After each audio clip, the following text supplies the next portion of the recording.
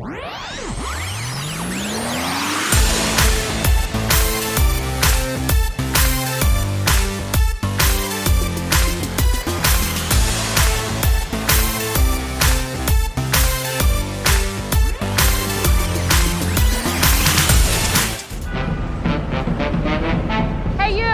clearly going to tryouts. She doesn't look like that much competition. I could be competition, I think. Oh. So is Carson the competition or something else entirely? Let's find out together. Hello and welcome to another episode of the Forever Fangirls podcast, where age is nothing but a number in life and in fandoms. I am Sheila Amato, and you can find me and my wife on our website at foreverfangirls.com. And I am Kimberly Amato, and you can also find us on Twitter, Facebook, and Instagram at ForeverFanPod. Same handle, 3 socials. I don't know why I keep doing it that way. We are your hosts, and we're glad you can join us. So on today's episode, we're going to be covering A League of Their Own, the 2022 series, not the movie from 1992. Mm-hmm. As always, spoilers are ahead. So if you have not seen the 8 episodes of A League of Their Own, which is streaming on Amazon Prime, please pause us. We'll be right here when you return. So, this will drop while we're away on our cruise, and we're gonna finally get some diving in! Yes! I love being underwater. You can't yell at me. But hopefully, Really? Well, it's true. I can't hear you underwater. Hopefully we do come back with all our fingers and toes. Really? What? I am accident prone. You know I'm accident. Plus, I have the camera, and you know the little shiny thing underwater usually attracts stuff. Oh my goodness. You know what? It's just me. You know what? Let's just dive right into the episode, shall we? Oh, God. Did you do that on purpose? Everything I do is on purpose. Oh, God help me. It's a type of dolphin. I know it's didn't. You and your dad jokes. Okay, I'm just jumping right into the summary from Amazon. In 1943, Carson Shaw travels to Chicago to try out for the All-American Girls Professional Baseball League. There, she meets other women who also dream of playing pro baseball and makes connections that open up her world. Rockford local Max Chapman also comes to the tryouts, but is turned away. With the support of her friend Clance, she must forge a new path to pursue her dream. Yeah, and so this series really is about 2 different worlds, right? 2 parallel stories. Carson Shaw, the catcher, who's white, and Maxine Chapman, the pitcher, who's black. Right? That's why she was turned away from the tryouts. They both love baseball, and both are trying to find a way to just play the game that they love. They're also trying to figure out their gender identities, as well as sexuality, while fighting misogyny and discrimination along the way. And they develop a beautiful friendship because of baseball, and they help each other find their paths. And before we go into the good, I'm just going to say, in the original movie, the main 2 characters, Dottie was the catcher, and Kit was the pitcher. Mm-hmm. Yeah. Just had to say that. Nice parallel there. It is. So I'm just going to jump right into the good. You know, the story of the All-American Women's League has been touched on, as we've said, by the film. There have been, I believe, documentaries in regards to it. And yes, I believe there is a small section in the Baseball Hall of Fame, if I remember when I went. When we went. Oh, yes, dear. But it still deserves to be highlighted in the modern day the way it is being highlighted. Because we know about actual baseball, but you don't know about how the women lived, you know, how they survived, what they were going through during this time frame. So to study and to be more focused on that more so than the baseball, even though the baseball really is why they're all there and it's the common thread throughout. Right. I appreciate seeing these storylines.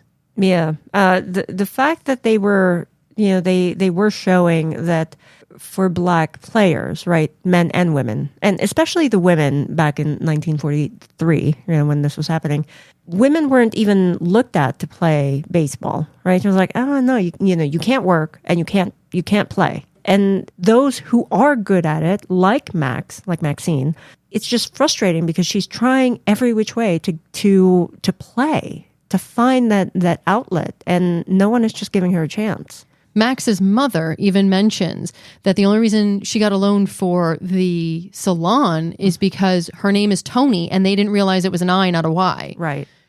Carson mentions like hands her husband, Charlie, I believe his name is, all of her cash. And they're like, why didn't you do it? She's like, well, you're not here. I couldn't open a bank account. It's very timely that this is coming out because of what is happening in politics to women now. Right. That we're starting to lose our own autonomy. So seeing that at one point we didn't have it, I think is very important.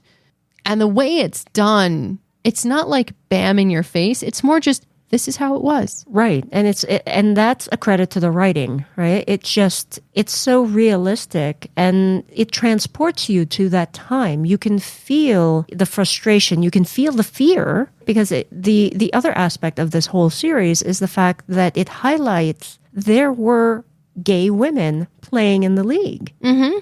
And that, they were having relationships in secret, that they could finally find. I think you were the one who was telling me this, that they were able to find other people who were gay and just be themselves around each other. It was actually Maybelle Blair who literally came out at 95. So the fact that she said I was hiding for like 75, 85 years, and this is actually the first time I'm actually saying it and coming out. But her quote is, quote, "In my day, if you were gay, you were ostracized everywhere." That is still a problem today. Mm-hmm. Not everywhere. I mean, you can go out, like where we live, we feel relatively safe. However, if I go certain places with my wife, even in New York, we do not wear our wedding rings. We don't hold hands. We don't do everything normal couples do. Yeah, because there's still that fear there that, some idiot is going to like pounce on us. Exactly. And there was no social media in 1943.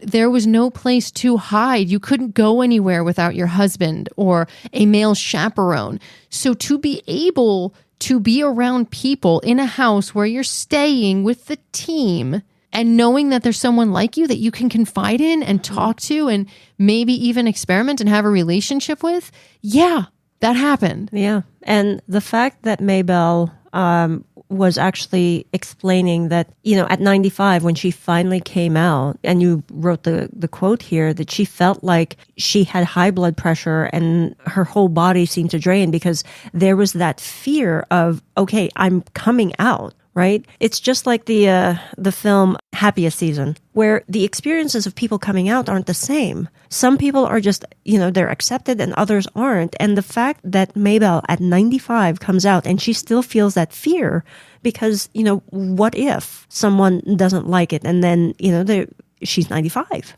But then she also went on to say, quote, "And my whole body just seemed to drain and I just felt free and I was so happy that this had happened." That's my point, that she finally was able to be free.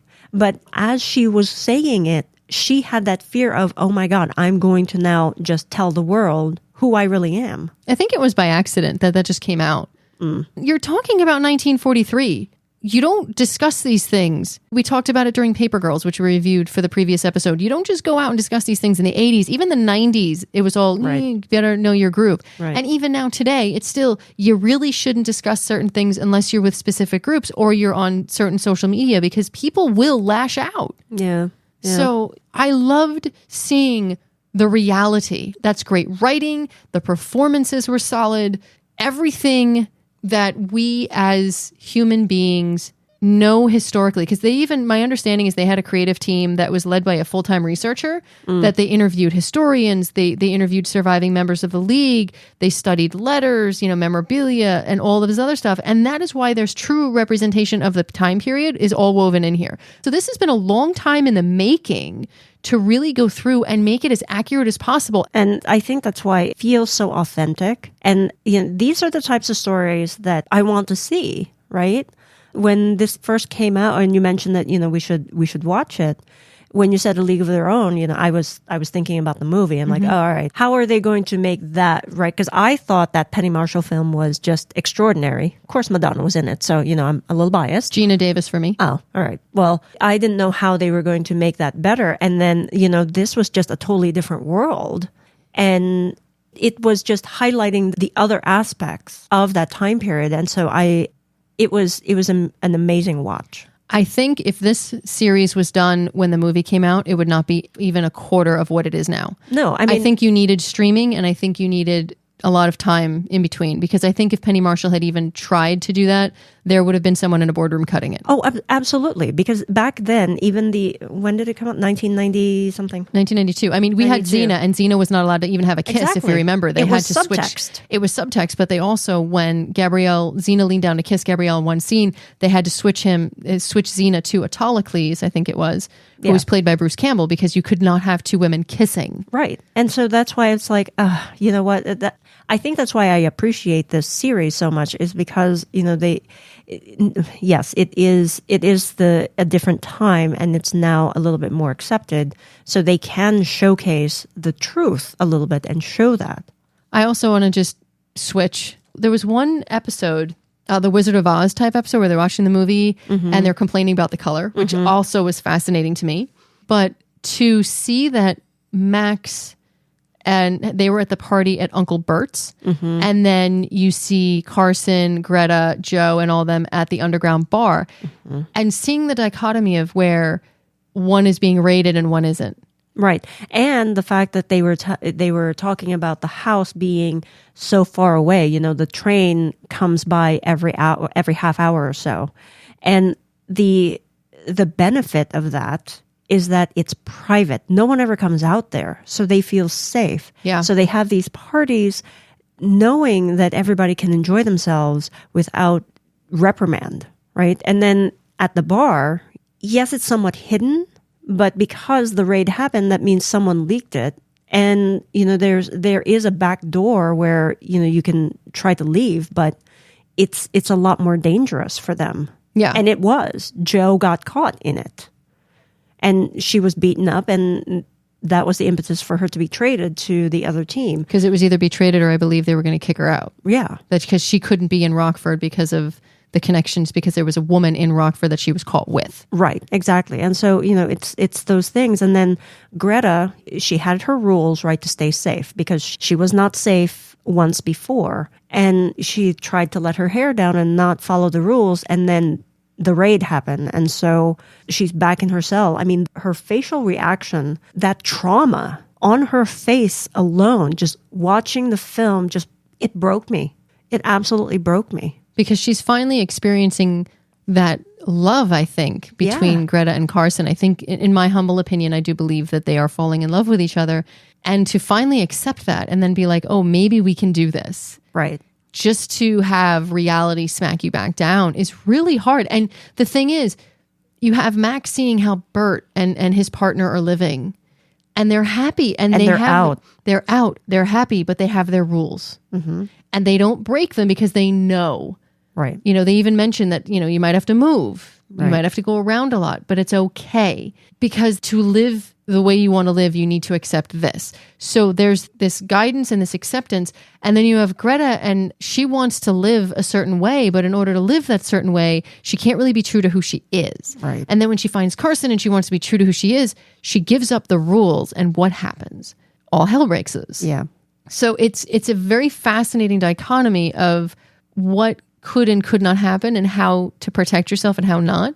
Yeah, and you're saying protect themselves, and the one theme that I really like that's throughout all of these 8 episodes is that at the beginning, and we played it in the trailer, Joe was saying, well, you're going to the tryouts, and Greta's saying, oh, there's not much competition. It's like, all right, I want to get in this league, and I'm going to do it hell or high water. But as they developed friendships, then they were protecting each other, right?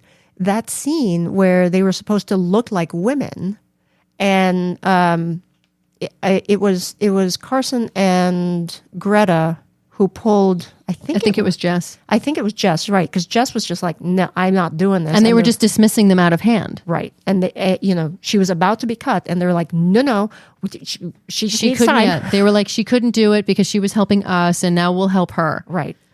That's when the camaraderie, and that you can see where people were really, when they realized people were just being cut for not doing the makeup properly, not sitting properly, not carrying books on their head properly. For stupid reasons. But it was a male-owned, driven league. So again, These are obscene standards. And anyone who's played softball, or played baseball or tennis, you don't slide in tennis, love. Well, you don't slide like we do.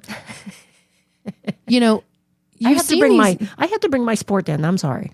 I love you. You've seen these outfits to slide? Yes. I can't even imagine that. I'm like, oh my. I mean, I've slid in polyester pants, and I remember tearing up all the pants and ending up with what's called a raspberry. And I tore up my leg. I can't imagine if I didn't have anything to even slightly protect my leg. Yeah. It's just, But it was all for, showing men how pretty and everything else. When Joe got beat up and then Joe gets traded, which rivals, again, the film, the sisters get split up. Yep. And Dottie demands to be traded and gets traded instead. And yes, I still believe that Dottie dropped the ball. I'm going to say that. I'm taking that up to my grave because I will die on that hill. I still believe she dropped the ball, and I understand it was a big heartwarming thing to allow Kit to stand into the light. Okay, now moving on. One thing about sports, for me, has always been integrity. And it's always been the spirit of competition and the spirit of compassion that goes with sports. And the way everybody comes together, because they are a family, whether Joe is traded or not, these are chosen women to keep baseball going while men are at war. There's never going to be something like this again. At least, I'm thinking nobody's going to do it. Maybe a female will eventually play, Major League Baseball, but I don't think we're going to have our own league. These women are a sorority. They're a family. And to see them help Joe cross the plate and win the game and win the championship. Right. Yes, it's a Hollywood ending. But it also shows camaraderie, integrity for the game. They could have walked off the field and, let her be taken off because you know what? With Joe out of the game, they could win. But do you want to win like that? Right. That winning at all costs isn't really winning exactly. At all. And so the fact that they were arguing with the umpire, she hit a home run. We know she won. Yeah. And then they're sticking to the rules because you know what? There's always these double standards. No, she has to touch all of the bases. So that scene actually made me cry because it's just they were, like you were saying, keeping the integrity of the game. And they were really helping their friend, right? Because they went through this thing. And who together. were the first two people that ran? It's Carson, I believe, under one arm and Greta under the other. Yep.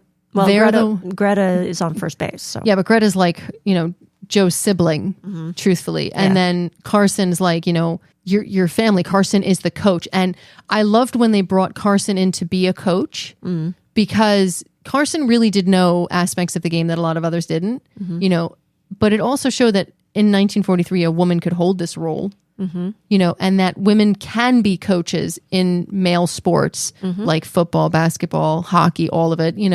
Anybody can be a coach. Yeah. If you have the desire. I have no reason to believe that gender or orientation plays a role in any of that. No, it's about skill. Exactly. So Carson led the team and set the tone. And so when they help Joe around, the rest of the team all gathers together, encouraging them to keep going. Right. Again, it's a Hollywood type ending. It's the happy type ending. You don't win, but you have that emotion. You don't win, but you do. I really liked that ending. And I don't know if it's controversial. I haven't been looking at what people think of the last episode, but I liked it. It sort of followed the movie. But I just really liked how they ended it. You felt satisfied. So if it doesn't get a season 2, you're still satisfied. They leave it on a slight cliffhanger. So you want season 2. I mean, I want season 2. Yeah. But it's not going to be something that you cannot ever watch again. Like I can watch season 1 as a standalone again and again and again if I want. Right. The one scene as you were talking that like really stuck in my head that I appreciated that they did highlight is when Lupe was sitting out because she was trying that pitch, which was just screwing up her arm. And, they were co-managers at one point, right? And Lupe actually came up with like different rules about when they had the night game, right? She was actually the one who pointed out to the umpire, you cannot change the lights in mid inning. And so the fact that the two of them together were working it's a team sport, but it's also, that the teamwork made them stronger, made them better. And it's just showing that, if you are open to others' strengths, right, you can be stronger together. I also loved when it came to Lupe, the way their relationship with Dove, they were being told, you're going to be, Dove was referring to Lupe as the protege. Thank you. And, they kept trying to do his pitch. And Carson finally turns around and goes, look, that's his pitch. What's your pitch? Yeah. And the fact that, the reason why that's the only thing that he was known for is because he blew out his arm trying to do that. Dove was not teaching Lupe how to do it properly. Yep. No one probably taught Dove how to do it properly. So, it's just that the fact that Lupe was trying to impress Dove to her detriment. Yeah. But see, isn't that interesting? That's what I'm saying. It's like every character was laid out so well over the course of the season. I mean, there were secondary characters you don't know too much about, but for the most part, the major characters, we knew their insecurities, we knew their flaws, we knew their pros. We saw how they all balanced each other, and it took almost like fighting like siblings to figure it out. Right. And then the parallel there with, or maybe the irony that Carson was telling Lupe, find who you are. And then when Carson's husband came back from the war, she lost herself. Yeah. She became him. And she lost her way. And everybody was like, who are you? Yeah, but that happens, doesn't it? When you get into a relationship, you find that you lose yourself. And we're talking 1943. The woman couldn't have a bank account. She couldn't do all these things. And she's playing professional baseball. She's now the coach of the team. People are looking to her for guidance.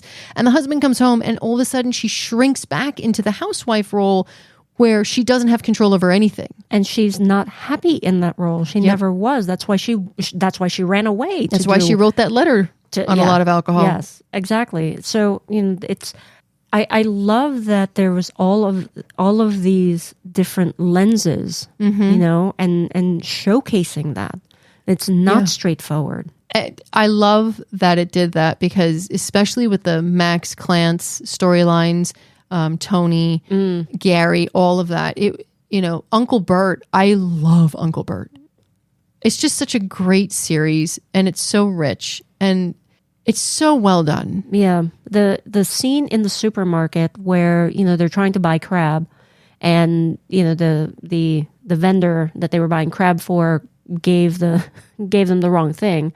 And they were trying to get crab from a store where really Black folks weren't accepted. They were ignored, and it made me so angry. I'm not saying that I experience the same thing, but there are times that I feel like I'm invisible because I'm not white, especially when I was in Kentucky. I don't feel that as much now, but when I was in Kentucky, I felt invisible because my sister and I were the only two in the high school who were Asian. Everybody else was white.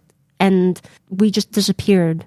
And it sucks. That feeling of not being seen, of being heard, sucks. And that's all I'm going to say about that. I am trying not to get too emotional here. So let us move on. Do you have any other good or themes that we should talk about? No, I'm good with themes and good. Okay. So then let's go on with the bad. Do you have any bad? For the second show in a row, no, I don't. Really? Yeah. So okay. This is all you. This is babe. all again. Jeez.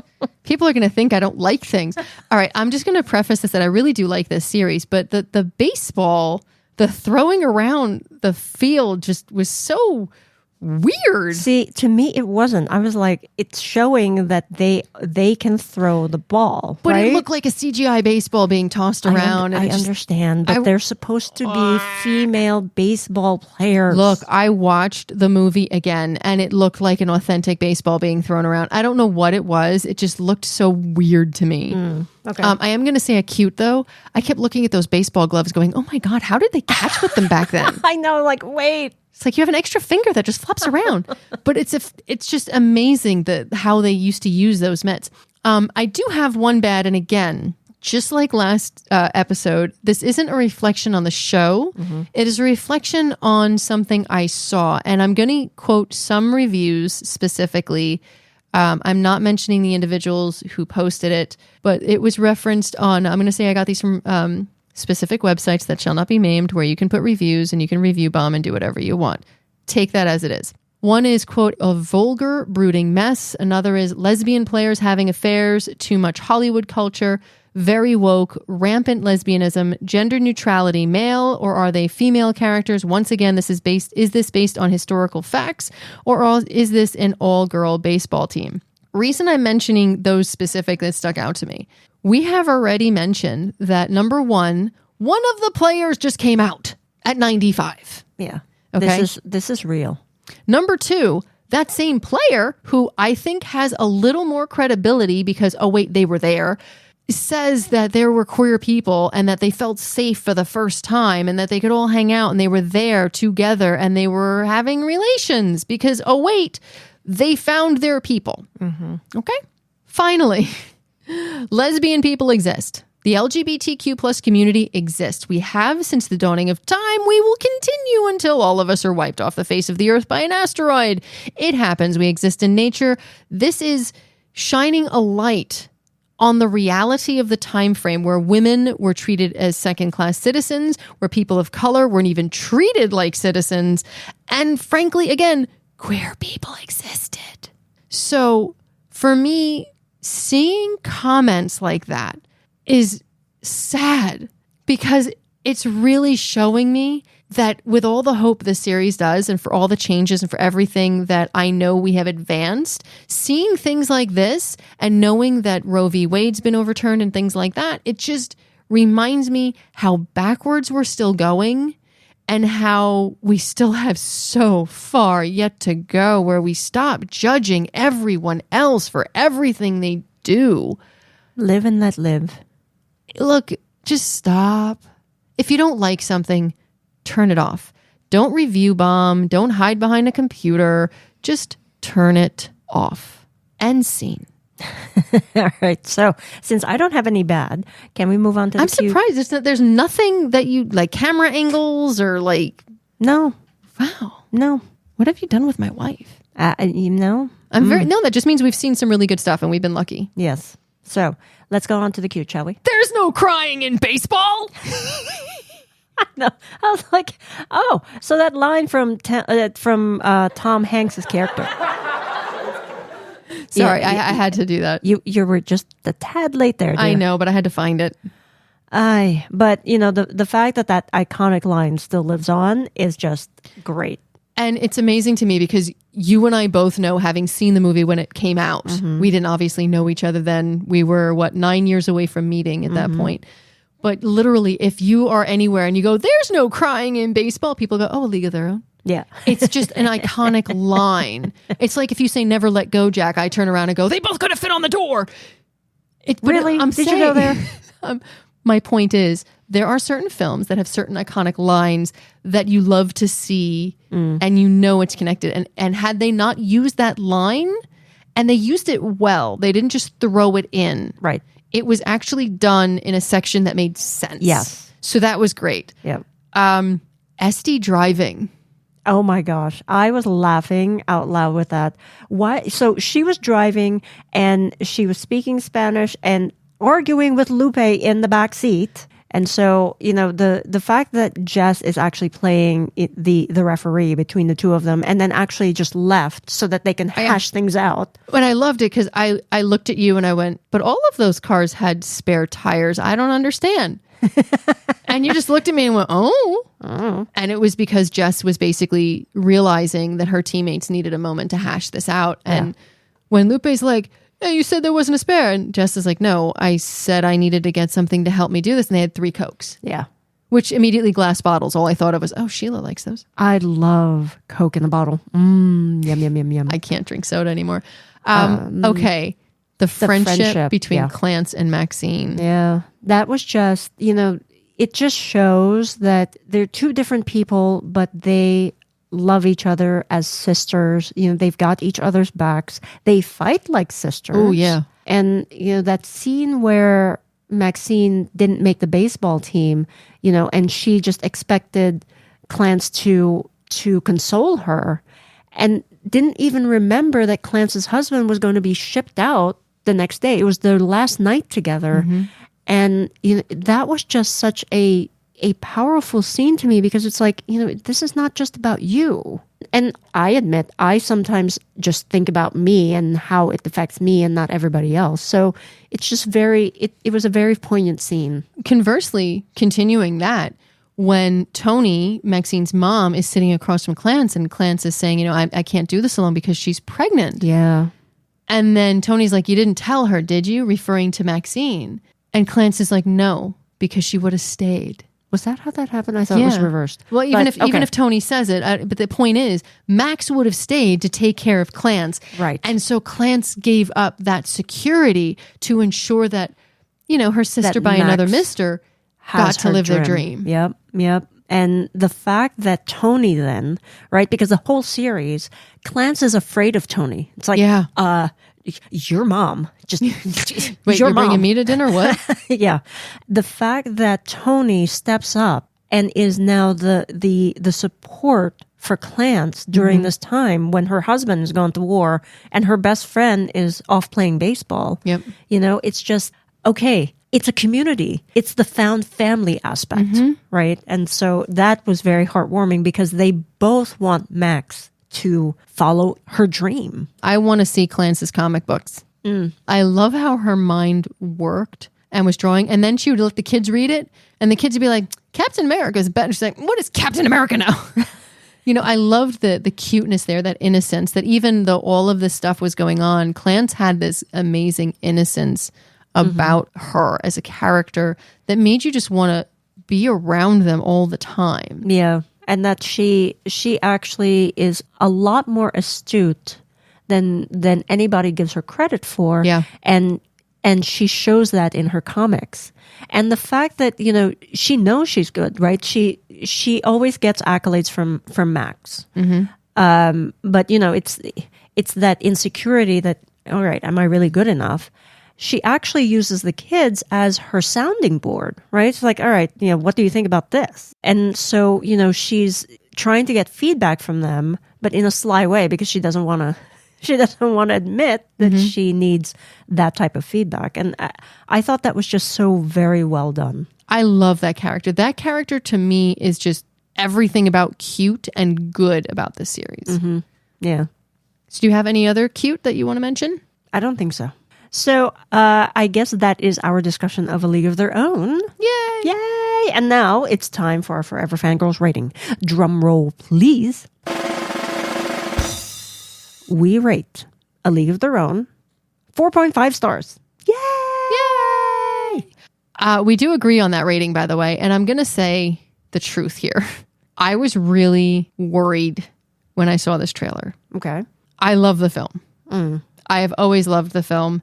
The nostalgia was very strong for me. So seeing the trailer, I was a little concerned, because I was worried where they were going to go and how they were going to handle things, and if it would be like a page by page redone of the film, or if, they were going to do more. I didn't know. So I jumped on a leap of faith after seeing some people say, go see it, you need to watch it. And then we got our Forever Fan Pod Twitter account, people telling us to do it.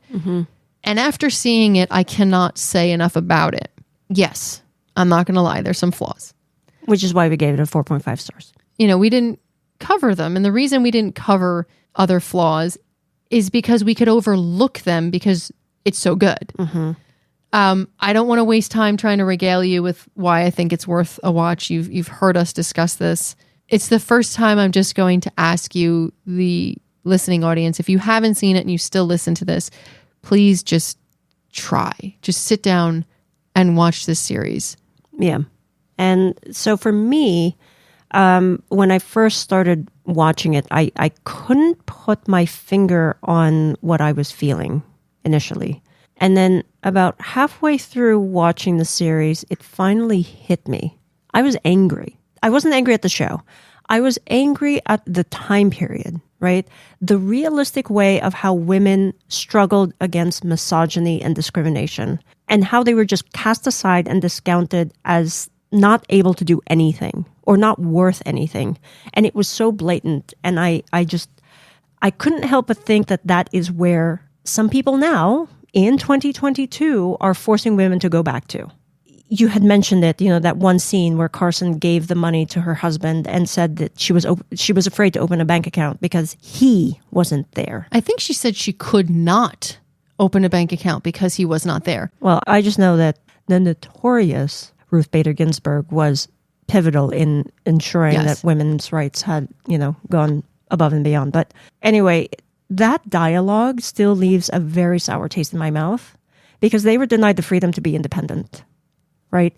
We have the choice to do what we want to do. We are capable of doing so many different things. And I don't want that to be taken away from us. So anyway, I'm going to get off my soapbox now, but I do think that this is a very well done series and that it showcases how women are very capable and that if we find a way to persevere in life and in love, we will get there. So anyway. If you do have a moment to take in this show, I would. It really is fun. And if nothing else, the baseball is good. Just don't focus on the actual baseball itself. But I mean, the sports are really good. Yeah. And, the injuries and the way they play I loved watching the actual game bits. There's not enough of them in my opinion, but I loved the story behind it. And I could understand why that probably had to be cut for it. Right. So that is definitely going to be our show. As always, thank you for joining us. If there's anything that we missed that you wanted us to discuss or something you want to let us know, you can always leave us a voicemail at speakpipe.com/Forever Fangirls podcast. And as always, whatever you are listening to us on, make sure you hit that little subscribe button so you do not miss a future episode. Yes, and if you have a moment, leave us a review because we love reading reviews. Yes, we do. Okay, so until next time, stay safe, be kind, and remember, we can only move forward, live in our truth, and fight for the freedom to be who we are. Never give up on your dreams. Never give up on yourself. You deserve to be happy in your own skin. The world is your playground.